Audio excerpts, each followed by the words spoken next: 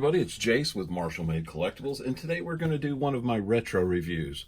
I recently did some reviews on the new Uncharted, or the unexplored, unlicensed figure that came out, which was the Nathan Drake from Uncharted 4.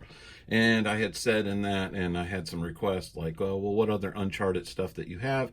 And one of my favorite things that I have from the Uncharted series is the Sideshow premium format figure that came out in I think it's like 2013. Don't quote me on that. Might be 2013, might be 2012.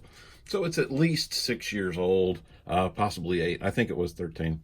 Anyway, I just wanted to go ahead and touch on that because it is one of probably the best Uncharted collectibles that they've made.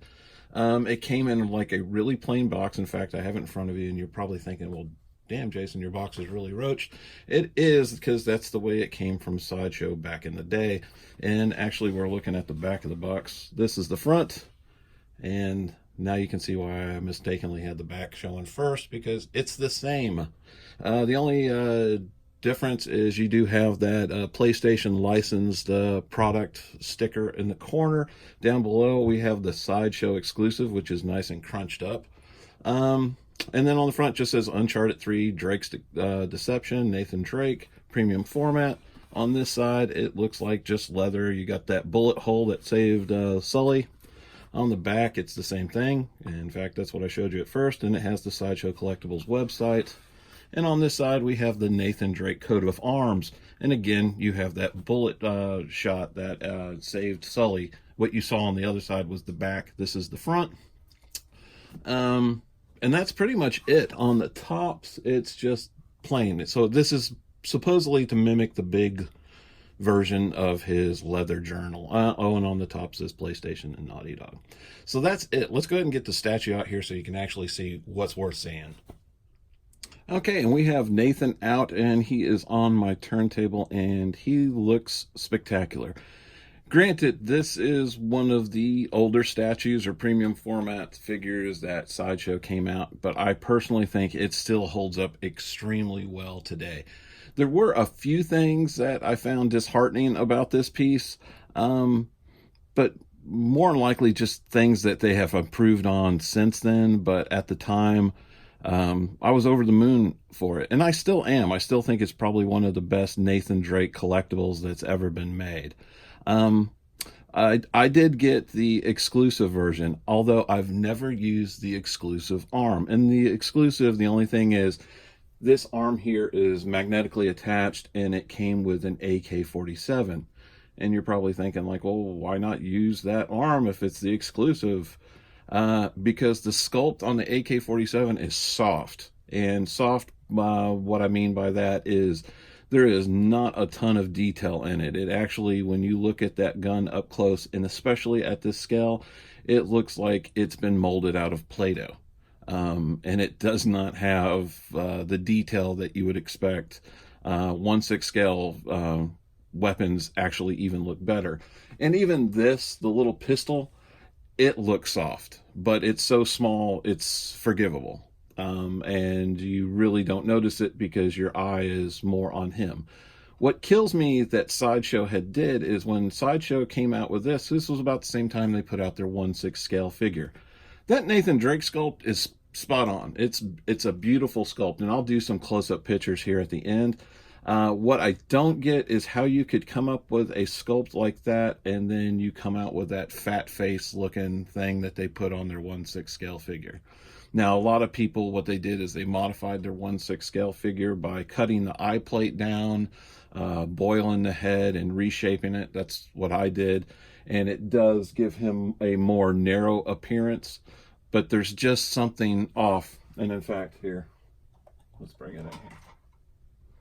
There's just something really off about that Nathan Drake sculpt. It's just, there's something that's always been off-putting about that, where it just does not look like Nathan. Now, mine's been repainted, the eyes have been repainted, the mouth has, but he does have extremely dark skin compared to what a normal 1/6 scale figure has. I don't know if it's because he's supposed to simulate that he's been tan or out in the sun, but you can look at the skin tone on the quarter scale, and he doesn't look like he's about well done. So I don't understand that. this has always been like one of my favorite Uncharted pieces, and it does. It still stands the test of time. The base is really nice. You got this where he's hopping over the wall. It's got that dynamic kind of action pose, so he doesn't look static. Of course, he has the scarf with a wire in it, so you can bend it to make that flow look better. I do have one little thing that I probably shouldn't have done. He came with an extra little pistol, and I have that in his holster, when actuality, if he's got it in his hand, his holster should be empty. I don't have that on mine. I just, instead of having it in the box, I put it in the holster. But I'm the only one that notices it, and I'm the only one that points it out, so I don't think anybody that's ever seen my collection really gives a shit.